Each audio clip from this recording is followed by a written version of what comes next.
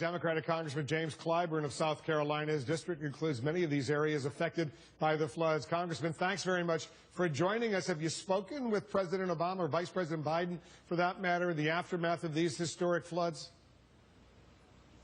No, I have not. But our officers and staffs have been in touch, but I have not spoken with them personally. I want to thank President Obama, though.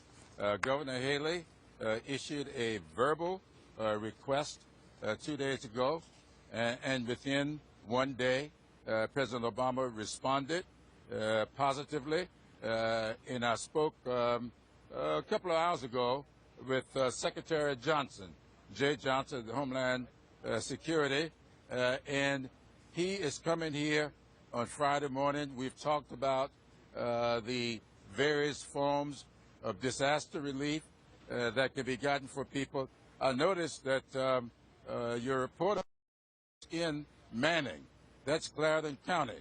That's one of the counties that's been approved for public assistance, but has not been approved for individual assistance. But it was very hard hit, and it may be because county officials aren't used to this kind of stuff, and therefore I don't think they've done the paperwork that needs to be done. So my staff is working with them now, trying to make sure that the paperwork gets in so that the individuals in these counties can get the kind of relief that they need. There are two other counties like that, Berkeley and my home county of Sumter. So we're working with all three of them. So by the time the Secretary gets here on Friday, we want to be able to present him with these written requests. We've heard, Congressman, this could be $1 billion, maybe even a whole lot more to repair, to restore some normality. First of all, have you ever seen anything like this in your state of South Carolina before? No, I was here for Hugo. I remember as a child, Diane, I remember Hazel. Nothing like this. Hugo was nothing like this for South Carolina. We had a lot of vegetation torn up, farming, trees, but we're talking about dams, about 10 or 12 of them. We're talking about 14 lives have been lost. Nothing like that happened with any disasters that I've experienced in my 75 years. What kind of estimates in terms of damage, the cost, how much money do you think you're going to need? Oh, $1 billion will only get us started, because I can tell you, when you're washing away these earthen dams, we've got to start mitigation. I've instructed my staff that do good for disaster relief on the public side and the private side. But let's start talking about mitigation. What we need to do to restore these dams, repair these bridges. We're getting a good lesson in why we ought not ever vote against relief for other communities.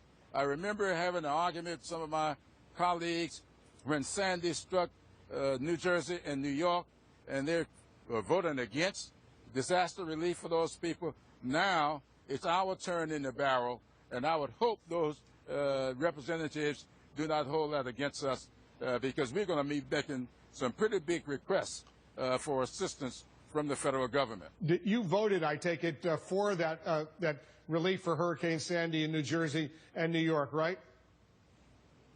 Absolutely. I always vote for this kind of relief for other communities. I asked the question, I asked the question, Congressman, because yesterday I spoke with your Senator, Lindsey Graham. He opposed, he voted against that relief at that time, but he's seeking support for financial assistance from the federal government for South Carolina right now. And I wonder if you think there's going to be enough votes in the Senate and the House to pass this kind of legislation. Well, I sure enough hope so. And I hope this is a real good lesson for all of us. We cannot, as I said to someone earlier, this may be a natural disaster, but this is an unnatural condition for our constituents to be in. And so we have to remember, we saw Katrina down in Louisiana, Mississippi. We saw Sandy in New York and New Jersey. We now have whatever name we want to put on this. Everybody gets their turn in the barrel. And so we ought not ever deny assistance to communities, because we never know when our number is coming up.